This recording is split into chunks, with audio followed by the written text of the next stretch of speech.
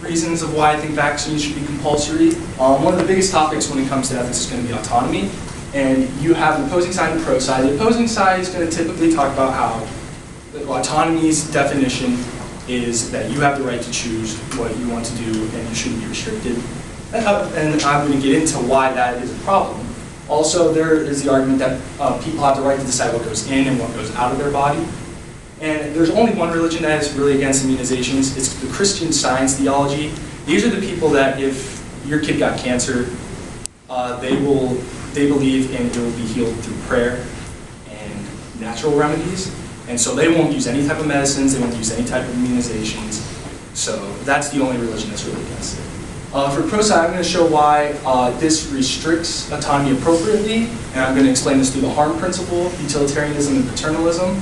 I'm just going to briefly touch on paternalism now. It's not my main argument because paternalism itself, it's when you do something, you restrict a person's autonomy for their own good. And specifically with vaccines, you could argue that it's for their best interest that they get the vaccine. But I'm more focused on the harm principle, which I'm going to explain next on actually this slide, in which this is a quote from Stuart Mill, as we learned. And the harm principle focuses on restricting autonomy for the better of everyone, not just the individual. And I think that is very important when it comes to vaccines. Vaccines, it's important that you get vaccinated as an individual to prevent you from contracting diseases such as rubella or tetanus. But it's important so you're not spreading it around to others such as the immunocompromised I'm going to focus on. Those are your HIV patients, those are organ transplant patients, those going through chemotherapy and cancer. Their immune system is very weakened. And getting vaccines is going to prevent the spread from going to them, ultimately going to prevent them from possibly getting the disease as well. Because, as Darian mentioned, the immunocompromised can't always get a vaccine. They sometimes can get the dead form of the vaccine. They might be required to take medications that is going to boost their immune system. They can never get a live vaccine. It's too risky. More often than not, doctors will not allow it because there's a good chance that it could result in death or severe complications of it. And so ultimately, I believe the harm principle and Stuart Mill would be for vaccines being mandatory, due to the fact that it's going to not only protect the person, but it's going to protect everyone around them. And I also want to focus on utilitarianism, specifically act and rule. And I believe act and rule are both going to be for mandatory vaccines. As we know, an act utilitarian is more focused on a single act and the consequence of that single act. So take the single act of getting a vaccine, its consequences are going to most likely result in preventing the spread of that specific virus or bacteria.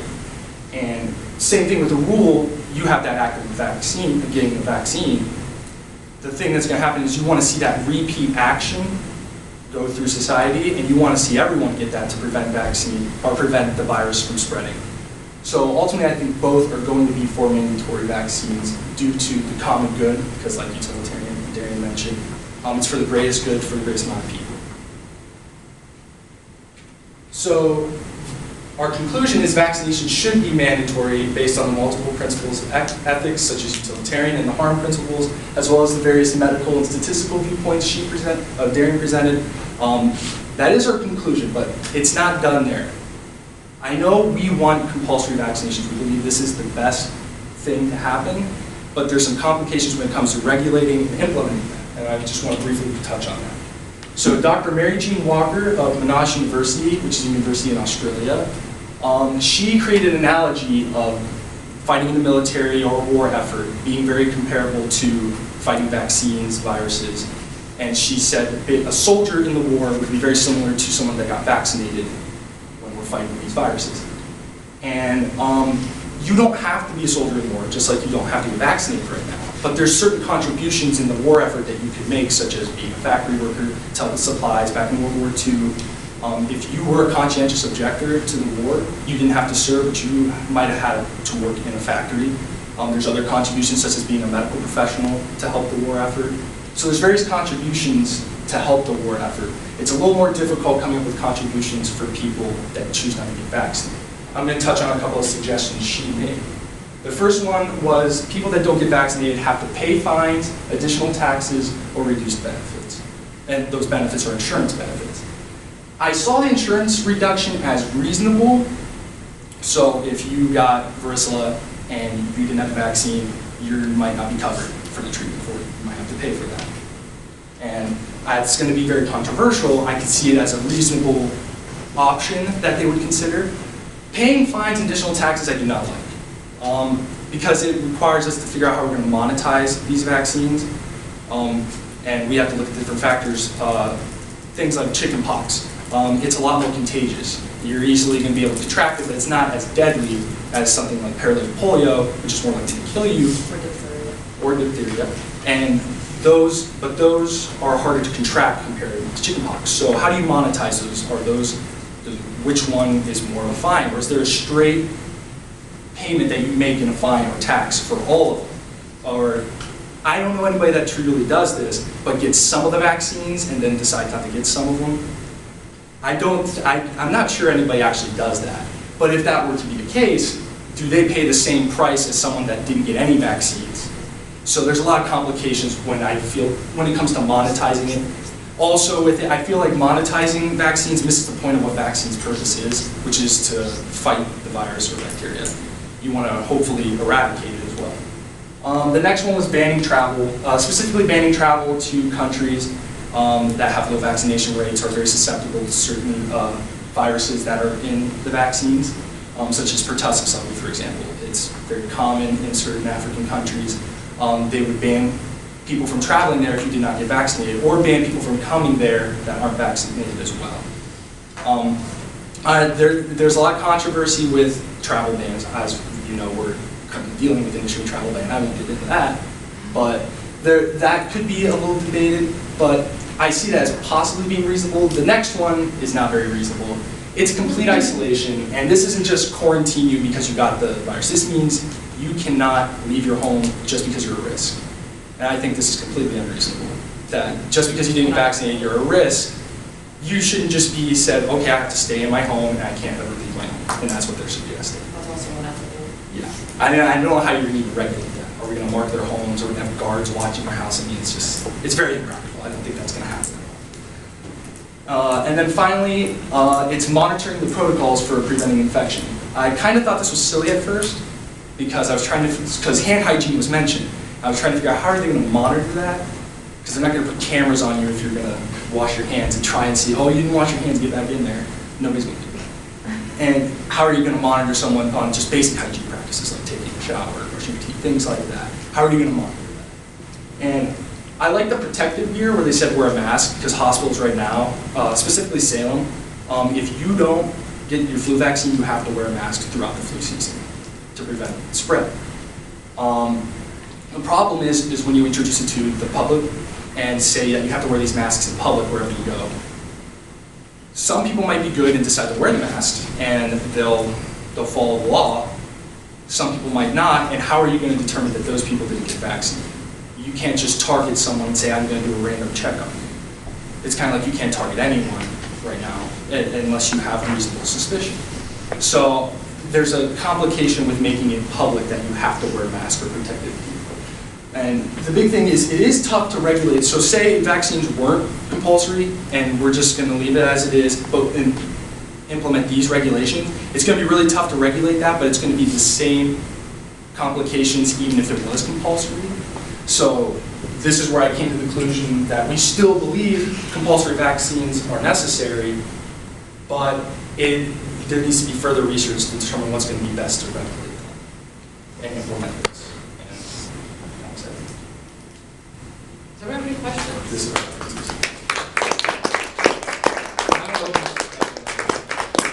You guys don't think there should be any regulations, obviously. If you don't think there should be compulsory, or if you do think there are regulations, what could be something you think are reasonable? Does anybody have any questions?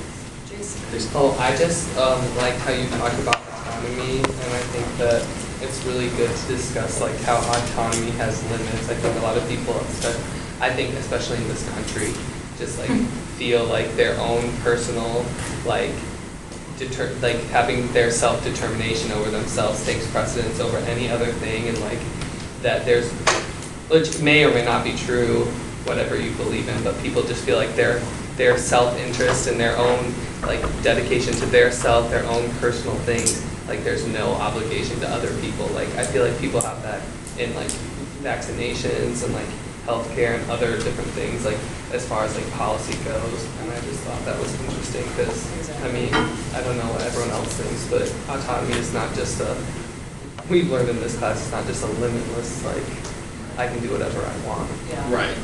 Autonomy has to be considered here, but definitely. It's tough to regulate autonomy too. In my own personal opinion.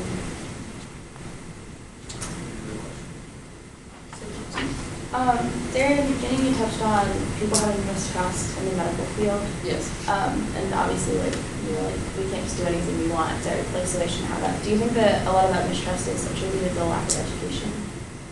Yeah, I definitely do think that lack of education is definitely involved in the mistrust of the medical system because, you know, all of us are nursing leaders, so we see the amount of effort that we have to do just to give somebody a Motrin. Most everyone else, most of them who aren't in the medical field of any sort, they have no idea. They think that, like, you know, you just walk in and there's a bin of Motrin, you just grab a handful and give it to a patient and say, here, take some of that. But it's not like that anymore. There's so much documentation that has to go involved, and if it's messed up, like if a nurse is, you know, kind of twisted, it definitely has consequences that will be caught if you just, like, hurt a patient. So, yeah, I definitely think it's lack of education is a huge part in that. I also want to point out that, just like point out that here's a celebratory moment. On the Gallup poll, nursing was the #1 most trusted profession again. So I feel like we're in a very important position as we're really trusted by society. So we kind of have a platform to really not try and coerce anyone to do anything, but spread the facts that we know and promote good health habits because people are more likely to trust us. And so we need to really make use of that and not lead people astray, lie to them, lead to keep Carrie, did you have a question? Yeah, since you are for vaccines and I think everybody should get them, do you think that there should be then testing so many years after the vaccine to make sure that they're still with it? We had to get our blood titers to make sure that ours were up to date or whatever, and if not, you gotta go through. Do you guys think that they should still do that as well? I do. Sorry, what is this? This is testing to make sure the vaccine's You're still... actually, you're still immune to it. Okay. It's like blood titers. We all had to get our titers done. And I had personal experience with it. I had to get mine, Same. all of them. I wasn't because low on immunity. Yeah, I wasn't immune to It's a any booster. either. I don't know that term. What's the term? Titers. Blood Titers. It's a blood draw. Yeah. The antibodies in your Okay. blood for the different things, and so obviously if you don't have any antibodies, your You're body's not lost immune. immunity. Yeah. Yeah, I think so too, Carrie, but I just want to clarify that I don't think everyone should get vaccinated. I think people with allergies shouldn't. And HIV patients and chemo patients probably shouldn't. Liz. Earlier in the presentation, I forget what the doctor's name was, the one that said Andrew that. Wakefield. Yes. Look him up. So, what was his reasoning? I know he said it was all falsified, but what was his reasoning that he said it was connected to autism? Sydney. No, go ahead. I'm after her. Oh, okay. I tried to look into this as much as I can, but there were so many autism cases that kind of got jumbled together. But don't quote me on this. I think he was being paid. Yeah. Yeah, Yeah, for a There was that. by the parents who Yes. kids had autism. Yeah, they That's were paying the parents to say, hey, this is causing autism, because they wanted it and stuff. But then he admitted to falsifying his records, and then I think he got He's in prison. yeah, His he's in license prison. got As he revoked in should. 2011. He's gone. People who think vaccinations cause autism, the dude that said that is literally in prison. Please. Yeah, He's a he martyr. manipulated it. And Jenny McCarthy. You were brainwashed. Jenny McCarthy. It bothers me.